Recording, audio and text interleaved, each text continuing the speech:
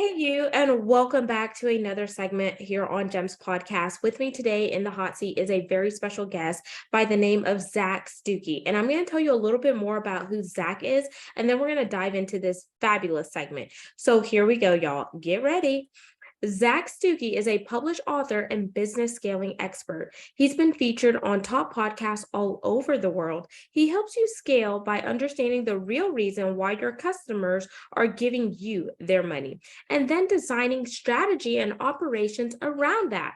Zac has helped businesses hit 40% year over year growth rates for multiple years, grown revenue streams by 600%, y'all, and created plans that add double digits in profitability without sacrificing quality and productivity. He sounds like my type of guy, and I hope he's your type of guy. So without further ado, let's welcome the man behind it all, Zac Stucki.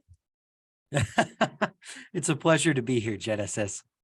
Oh, Zac, thank you so much for sharing and holding space with me. So, I like to give the audience a chance to connect with my guests in a personal and professional way. So, would you rather a 10 question rapid fire game, emphasis on rapid, or an icebreaker? What are you in the mood for? All right, I've been thinking about this and I want to do the rapid fire. That sounds like a blast. Here we go, y'all. We're playing rapid fire with Genesis and Zac. Do do do do do do. Question numero uno. What does your last name Stucki mean? So it's Swiss German. It means stout man. Ooh, stout man. Do you find yourself being a stout man? Yeah, unfortunately, a little bit.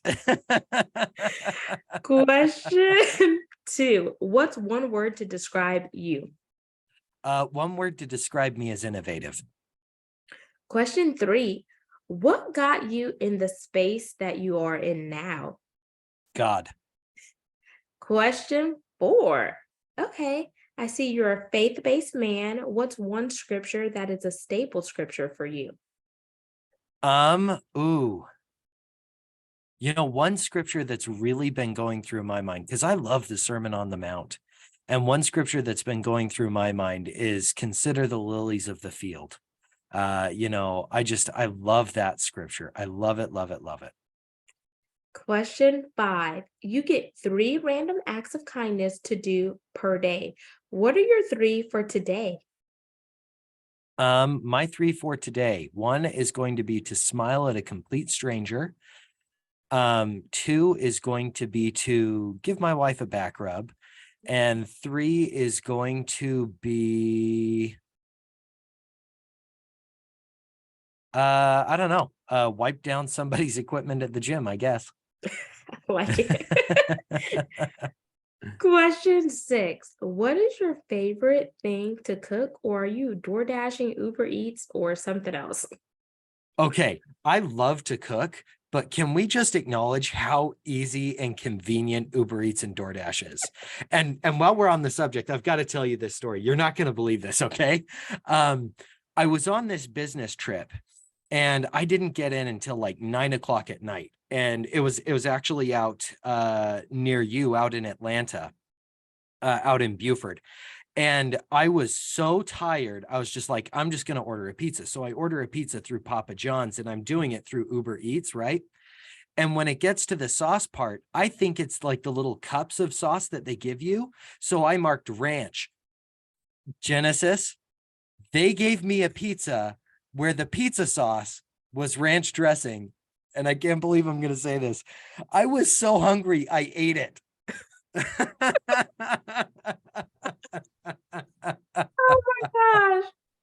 I love funny stories like that because it just makes you really appreciate like the fact that whenever you're in a predicament when you're hungry and there's nothing else, you're gonna eat what's there. And you're like, Oh, yeah. should I Oh, starve yeah. or should I eat? Okay, so to answer your question, I love cooking. I especially love smoking meat. So like turkey breast, brisket, ham. I love to smoke all of it on my smoker. Okay, I like that. Question seven. Would you rather a dream car, dream home, or heck, go big and have both? Well, why not have both? Yes, I like that. YOLO. Question 8. You're having a day, you kind of feel a little blue. What are you jamming to pick you up? Hmm. So I have a playlist that I call thumos. Thumos is a Greek word and it just kind of means masculine energy. So that's what I jam.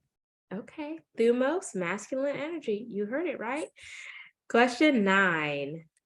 What is your favorite childhood memory? Mm. I had a really good childhood. So um, right now, my favorite childhood memory is going shooting with my grandpa. Okay. And question 10. It is our pass or play question, and here are the rules. If you pass, our roles are reversed for this question, and you get to ask me something. If you choose to play, I ask one last question to wrap up rapid fire. So, are you passing or playing? Oh, I'm gonna play. I'm not afraid of this. Okay. Since your favorite memory was shooting with your grandfather for a childhood memory, what did you start off shooting?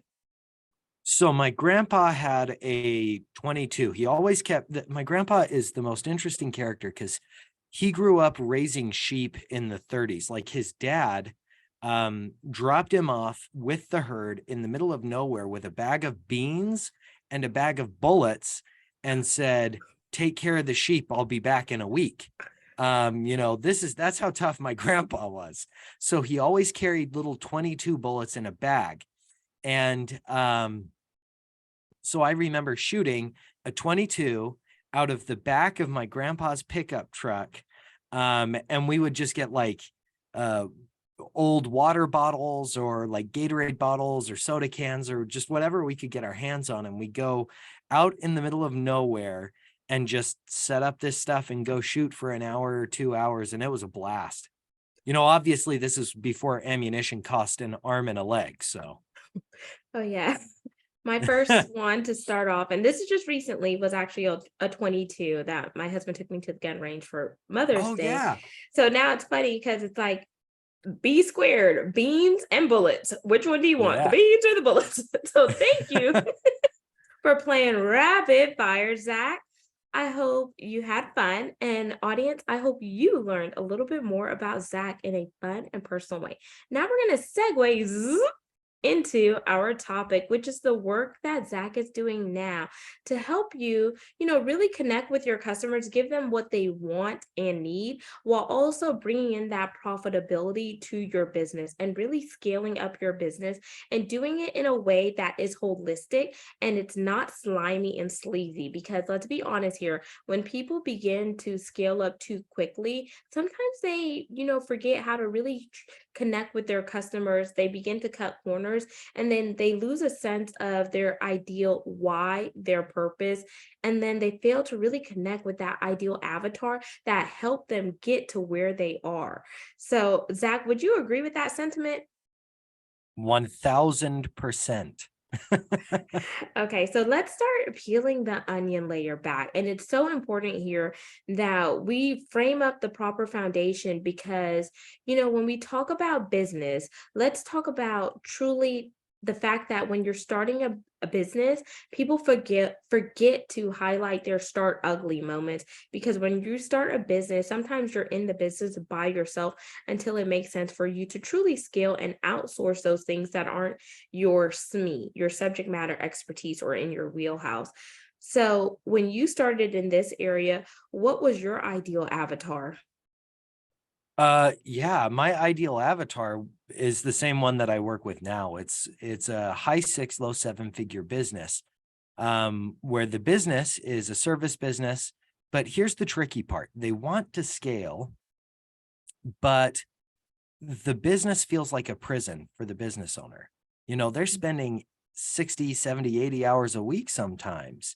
They go on a family vacation and they're still pulling 20 hours over the week because they just can't step away from the business. And so I help them put in the processes and systems to help them scale without it relying on the business owner. Mm. So then you're helping them go from working in the business to working on the business, which removes that amount of time that they're spending doing day-to-day mundane tasks to really flipping it over, would you say, to like when you say processes like automation or just bringing in other people to help them in those respective areas? So this is the tricky part here, Genesis, because I mean, the usual answer is yes. But the problem that most of these business owners are going to come across is that they have so much danged knowledge in their head about what the customer actually needs that Mhm. they just do it. It's sort of the second nature to them. Mm. So before I do anything, I have to understand from the client perspective, not from the owner perspective, because the owner doesn't even know the answer to this. I have to understand from the client perspective, what is it that your business is actually doing for your customer? That's not your offer stack. It's not your features or benefits. It's the progress that you're actually helping your customer make. And, you mentioned that a lot of these people who scale, they can get kind of sleazy. A lot of times that happens when the business owner, because they've reached this point where they have to make a decision. And basically they feel like they have to choose, will I scale or will I deliver optimum quality? And they feel like they can't have both. And I'm here to tell you that's a lie.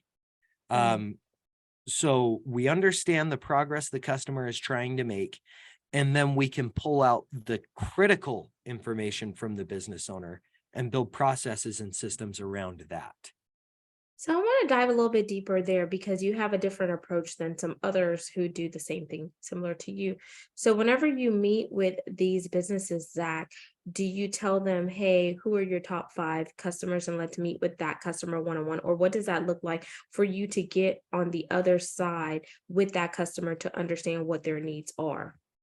Yeah, what I do is I actually do what's called a client profitability analysis, because I don't want you to work with just any old client. I want you to work with the clients who are going to be your most profitable, Mhm. because that's what scaling in fact is. Most people don't realize this. Scaling is profitable growth. It's not just growth, it's profitable growth. And so we do this client profitability analysis to determine who are your most profitable clients. Who are the businesses that you're solving this problem for so well that they stick with you year after year and they cost very little to maintain. Mm. When you understand that, then we can say, okay, what are the common threads here? Let's interview these most profitable people. Fun fact, they also call this a whale analysis because the distribution looks kind of like a whale when you map it. But 20% of your business, 20% of your clients generate 80% of your profits. So, Okay. I like that. So I'm over here picturing a whale, but when you first said it, I don't know why the fishbone method popped in my head. I'm like, nope, not the oh, fishbone method. hey, fishbone's great. Fishbone's great, but this one's a little different. Yeah. So do you map it out? Like do you draw it out as a whale or you just like talk to it to help? I mean, if I have to, the reason they call it a whale is because when you map it out, if this is the y-axis and this is the x-axis, it goes like this. And kind of it has a really sharp rise and then your break even and then a slow decline in profitability. So 80% of your profits are generated by that first 20% of your clients. And then you've got about 60% of your clients that are just in that break even spot. And then Mm. you've got the rest, that last 20% that you're actually losing money on. And so the idea is, well, if we can cut that bottom 20% that's actually losing you money, then you're not going to see an impact to your profit margins. You're not going to see an impact to your profit at the end of the day, and you're going to increase the overall capacity to service more profitable clients. So for the part that's actually losing them money, I wonder if there's something there that can help them go from losing money to bringing in money. Maybe there's something that needs to be tweaked to help those overall clients. What are your thoughts there? It's possible there are some marginal wins that you can gain by managing things like waste and variability. So waste is just, you have stuff left over, or you're wasting time, or you're moving too much, or stuff like that. There's like 8 different types of waste. Variability is just the differences from one client to another, the differences from preferences. There's like 6 different types of variability. And you can manage that, and you can see gains in profitability. But the thing that I like is that if we start from a starting point that is inherently profitable and then bring that stuff in, the gains are no longer marginal, they're rather substantial. Okay, that definitely makes sense from a business aspect. And I forgot to ask you this when we started. What is your background, Zach? Oh yeah, sure. Okay. So I got an undergrad in finance, and that was enough for me to learn that I hate finance, but I'm really good at data analysis. So worked for about 4 years, then went back to school, got a master's degree in business administration with an emphasis in entrepreneurship. And basically, over the course of my working career, I worked with a lot of small businesses that through the course of mentorship and other stuff, we were able to take big. And so that was something that I was able to learn a lot of these operations tips and tricks. And I've been able to combine them with something called jobs theory, which was developed out of Harvard by a guy named Clayton Christensen, to create this unique system that I use. Okay, perfect. And the reason why I wanted to ask that is because I want the audience to be able to understand why you have so much knowledge under your belt. And it's not just educational background, it's also paired with work experience that allows you to have the amount of business acumen, which helps you, articulate that to your great statistics that I called out earlier in your bio, because people may be listening and like, who's Zac Stucki? Like, what makes him amazing? Well, this is what makes him amazing. And whenever you put, the proof to the pudding, you see the results. So it's very important that we don't just, glaze over the background. We actually deep dive and then make it relevant. So you are able to understand, to see if Zac is the type of man you want to work with to help scale your business. So let's keep going here, Zac. Yeah. Because another thing is understanding customer motivation that you speak on, which I think that you explained that well, just based on what we just came out of whenever you said, okay, this is what I do. I do, the profitability analysis and et cetera. And that's a part of, understanding the other half. And once you understand the other half, you then technically kind of understand the customer, is how I see it. Would Yeah. you, or did I miss Yeah. anything there, or? Um, it's you didn't miss anything, but I want to add some nuance here, because Okay. this is actually kind of the whole crux of things, right? Because if you do this wrong, you're going to have a Bud Light moment, or you're going to have a new Coke moment. And that's a deep cut for people who were alive back in 1985. But New Coke was a thing. They changed the formula and it bombed. Look it up. But so the idea is that when you do this, a lot of market research is based off of correlation. We're going to gather as much data about these people as we can, because we can buy data, and data is super cheap, guys. Like, data is cheap. And so they say, if we just have enough data, mountains and mountains and mountains of data, we can draw what's called correlation, which is when this thing happens, that thing happens at the same time. It's not causative. It's not saying that this thing causes this thing. It's saying that these two things happen at the same time. Okay. So, I'll give you an example. In the summer, ice cream sales go up and murders go up. So correlation would say, oh, there's a relationship here between an increase in ice cream sales and an increase in murder, right? And people might jump to the conclusion to say, we need to ban all ice cream, Genesis, because ice cream is causing people to murder each other. But correlation isn't causation. So what we want to do here is we want to understand the causation, what caused something to happen. And so you can't do that by sending out surveys. You can't do that by buying a bunch of data. The only way that you can really understand causation or customer motivation is by talking to your customers. That's it. And when you talk to them, you can't have this big script. It's got to be a very open and flowing conversation where you're like, hey, one day you had a problem and you decided that you needed to solve this problem, that eventually led you to buying our product or service. So tell me about that day when you realized you needed to solve that problem. Not the day when you bought our service. That's not what we're looking for yet. Just the day that you decided this was a problem that you needed to solve. And then you go from there. You build off it from there. Okay. So getting them to open up and thinking back to what that problem was and why they originally reached out to you to solve that problem, and having that open dialogue and making it I would say an informal conversation where you're kind of relaxed and you get them to just really open up, and then you begin to kind of get inside of their wheelhouse, and then you begin to formulate the partnership and grow that.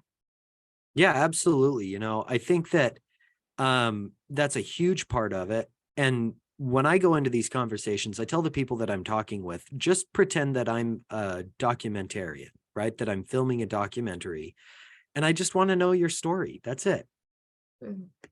And that brings me to the next point, because you said just think of it as a documentary and you wanting to know their story. And I think by you genuinely wanting to know a story and wanting to, solve certain things, that's where innovation comes in. And you said your word is innovation. So when you think about innovation as a whole, what are some of the innovative things that you have done in your business from start to where you are now? Oh, geez. That's a good question. I really believe in eating my own dog food. So the biggest thing that I am always doing, the thing that I'm always doing is I'm always having conversations with my customers, or with my target audience to understand, what caused them to want to work with a consultant. Because that's going to impact how I solve their problems. Some of the biggest innovations that I've done is adding that most profitable client component. Because originally I was just doing this, we're going to come in, we're going to look at your processes, we're going to look at your systems, we're going to look for some marginal gains there. And, when we're done, we're done. And I still offer that, I'm happy to help businesses with that, but it's not the kind of transformation that these business owners are really looking for. For a lot of people, they've turned their business into a prison. And they don't have any hope of parole here, Genesis. They're Oh kind of no. stuck. And for some people, it takes them to a dark place. For other people, they just give up. They say, I can't do this anymore. I know one woman who took a 6-figure business and just handed it over to her top employee, just walked away from it. Because she felt so imprisoned and felt like that was the only way that she could get back to spending time with her family. And so, I was able to realize, well, a lot of these business owners, they're doing this because they don't have confidence in their team's ability to deliver, right? They don't know if their team even has the skill set necessary to help the customer. And so they bring the team on, but they don't know how to adequately utilize them. They don't know how to make sure that these people are actually taking things off their plate.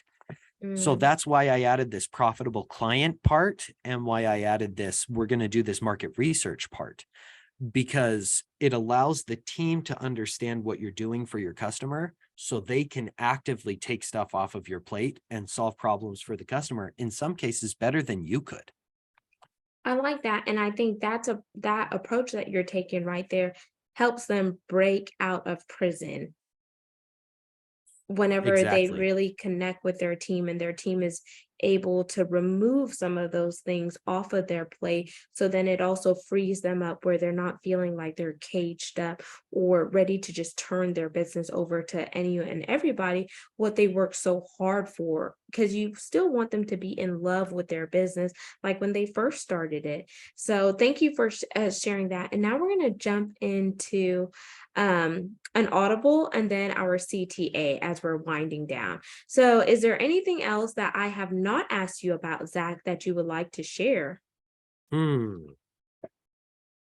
You know, I think that the only thing that you have not asked me about that I would like to share is that I think that baseball is the American pastime and that football should be left in the dustbin of history. What? So I am not a sports person, Caribbean descent. My husband is a sports person, and trying to learn while he's watching sports is not a good thing because he's like, shh, shh. And I'm like, Oh hey, what did yeah. it? So I've learned like to ask my husband questions about sports when it's not in a sports game. Yes. So, Zac, let's jump into the CTA, y'all. That is a call to action. What is your call to action for the audience today? Once they heard all these incredible gems you've dropped. Yeah, I think for me, the call to action at this point is I offer a free 15-minute conversation. In that conversation, let's just figure out what's getting in the way of you scaling. I know that a lot of people are going to be like, hey, you're just trying to sell me something. Well, duh. But also, if I'm not going to be able to help you, that's fine. Let's find someone who can help you. Let's get you where you need to go. You're a business owner who's making a positive impact in the world. Let's increase that impact. I think that you have a responsibility given you by God to do that. And Zac, how can they connect with you? What's your website and share your primary social media? Yeah. Okay. So my website is businesslegendconsulting.com. Because we're going to turn you into a business legend, y'all. My social media, I'm on LinkedIn. I'm on all the Twitters, Facebook. If you search for homericconsulting.com, just Homeric Consulting, excuse me. Homeric spelled like Homer Simpson with an IC at the end. You should be able to find me. Yeah. And there you have it, folks. Zac Stucki, dropping knowledge, helping you scale up and build that profitability that you desire, going from in a prison to out of prison and living life like it's golden, not working in your business, working on your business and making it profitable in all aspects. I am your host and founder, Genesis Amaris Kemp, and make sure you leave us a review where you're listening. Reviews are golden and it helps me know what to improve on and what not to do. And my last ASK, is for brand sponsors. It does take monetary resources to fuel the mission and movement, which is to continue to bring you content that is educational, inspirational, and motivational, while also weaving in my personal favorites, DEI and B. What's that? Diversity, equity, inclusion, and belonging, because it takes all of us coming together to make this world a better place. So leave your imprint now to make an impact for future generations to come. And that's legacy building, y'all. Signing out, Genesis Amaris Kemp and Zac Stucki. Bye, gang.